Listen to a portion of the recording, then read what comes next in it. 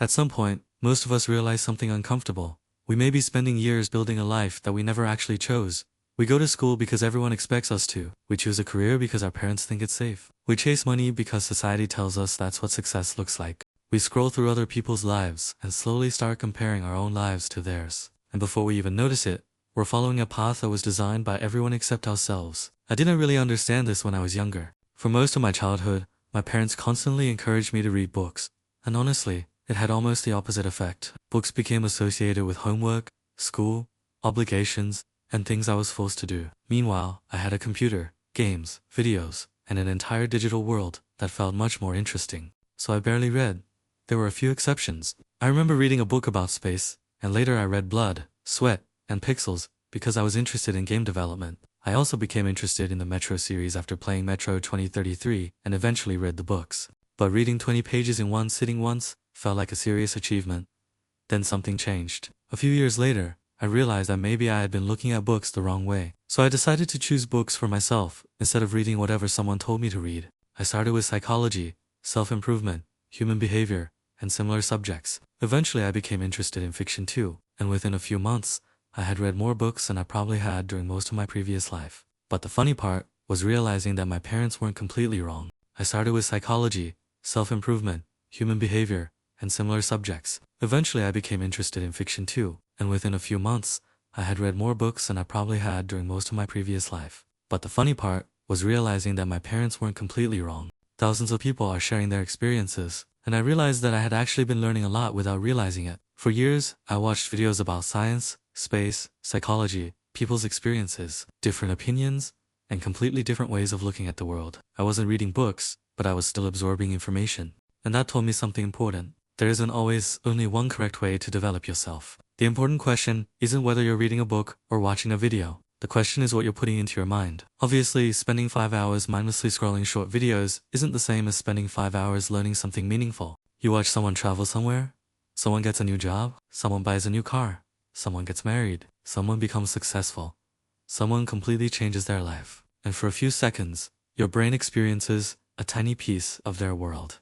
Then you close the app and look at your own life. Suddenly, your ordinary day feels boring. That's one of the biggest traps of modern content. You can spend hours watching people accomplish things without actually accomplishing anything yourself. And there's another problem. The internet has almost eliminated boredom. Whenever we have 5 free minutes, we reach for our phones, waiting in line, scroll, eating, watch something, going to bed, watch something, walking somewhere, put headphones on. We're constantly consuming. But boredom is actually useful. When there is nothing to consume, your brain has to create something. That's when you think. That's when ideas appear. That's when you start asking yourself what you actually want. And maybe that's one reason so many people feel lost today. They have unlimited entertainment, but almost no silence. And here's the important part. I'm not saying you should delete TikTok. I'm not saying watching videos is bad. I'm not saying everyone needs to stop playing games and start reading philosophy books. That's not the point. Your life belongs to you. If you enjoy something and consciously choose it, that's completely different from doing it simply because everyone else is doing it. The problem isn't the platform. The problem is living without making your own decisions. And this leads to another huge problem. Comparison. We constantly compare ourselves to other people. But life is incredibly unfair. Everyone starts with completely different circumstances. Some people grow up wealthy, some don't. Some have supportive families, others don't. Some are healthy, others start life with serious disadvantages. Some discover what they love at 15, others don't figure it out until they're 40. So how can you possibly compare everyone's progress using the same scale? Imagine 2 Minecraft players. One starts with a wooden pickaxe, the other starts with enchanted netherite gear. Then you tell them to compete and judge them by how quickly they reach the same destination. It doesn't make sense. Yet that's exactly what we do with our lives. Social media makes this even worse, because you're not seeing someone's entire life. You're seeing the best few seconds they've chosen to show you. Someone can spend an hour preparing a perfect photo, adjusting the lighting, choosing the right clothes, editing the picture, and then post it.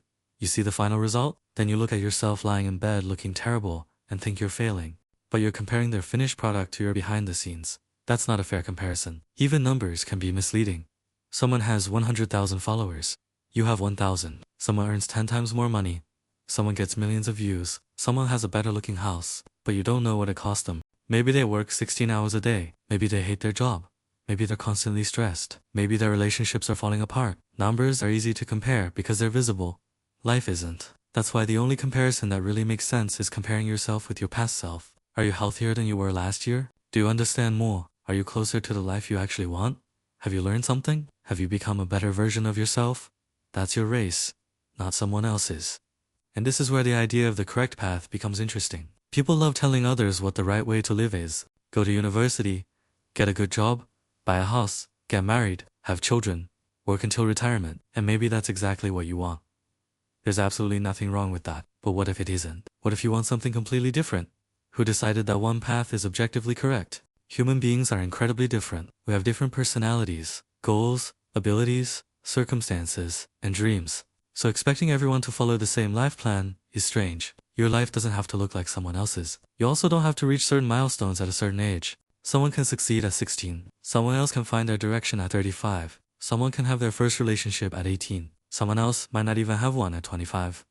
There is no universal timer counting down your life. You have your own timeline. And one of the biggest mistakes you can make is believing that your life has some final checkpoint. You think, when I finish school, I'll finally be happy. When I get a good job, I'll finally be happy. When I get a relationship, I'll finally be happy. When I make enough money, I'll finally start living. But there is no final level. Life isn't a game where you eventually reach the end screen. The journey itself is your life. So you shouldn't postpone living until some imaginary future version of yourself arrives. And there is another uncomfortable truth. When you stop following someone else's path, you might feel completely lost. You suddenly realize you don't actually know what you want. That's normal. If you've spent years following someone else's goals, you need time to discover your own. Don't be afraid of that empty period. Use it. Think. Experiment. Try things. Make mistakes. Mistakes aren't proof that you're failing. They're information. Every mistake teaches you something about yourself and the world. And one idea that completely changed the way I think about this is the principle of optimality. The basic idea is simple. It doesn't matter what decisions you made yesterday. What matters is what you choose to do from this moment forward. Imagine you've spent years doing something you don't like. You might think, I've already wasted so much time. What's the point of changing now? But that's the trap. The time is already gone. You can't recover it. What you can control is what happens next. For me, one example was spending huge amounts of time playing video games. There were days when I spent 8 or 10 hours at my computer. Eventually, I realized that it wasn't really giving me the life I wanted. And I could have said, but I've already spent years doing this. Instead, I asked a different question. If I know this isn't where I want to go, what should I do, starting today? So I started changing things. It wasn't perfect. I didn't suddenly become productive every minute of every day. But I made progress. And that's what matters. You don't need to fix your entire life tomorrow. You only need to make the next decision a little better. But choosing your own life creates another problem. Other people might not like it. Your parents may already have an idea of what your future should look like. Your friends may expect you to stay the same. Your environment may be comfortable with the old version of you. And when you change, some people will try to pull you back. Parents aren't necessarily doing this because they're bad people. They may genuinely believe they're protecting you. They've lived longer.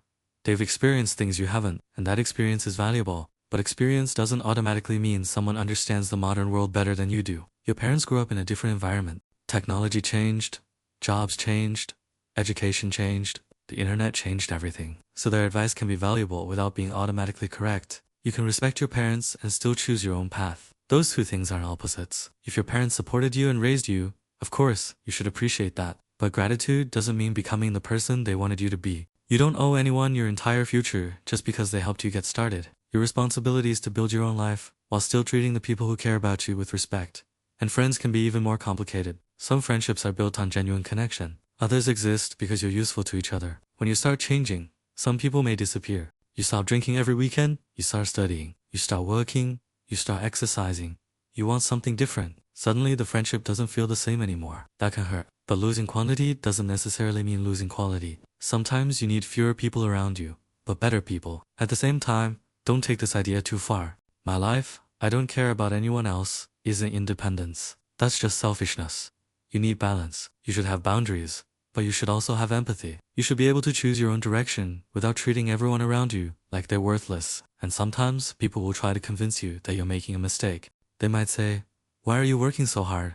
Just relax. You're too young. Why don't you have a relationship yet? Why don't you have your own house? Why aren't you doing what everyone else is doing?" But remember that they are looking at your life through their own experiences. Their timeline doesn't have to become yours. Society often rewards conformity because conformity is easy to understand. Someone who follows the expected path makes people comfortable. Someone who chooses something different forces other people to question their own choices, and that's uncomfortable. So sometimes people will try to pull you back. Not necessarily because they hate you. Sometimes your change simply reminds them that they could change too. That's why choosing your own life can be difficult. You may disappoint people. You may lose friends.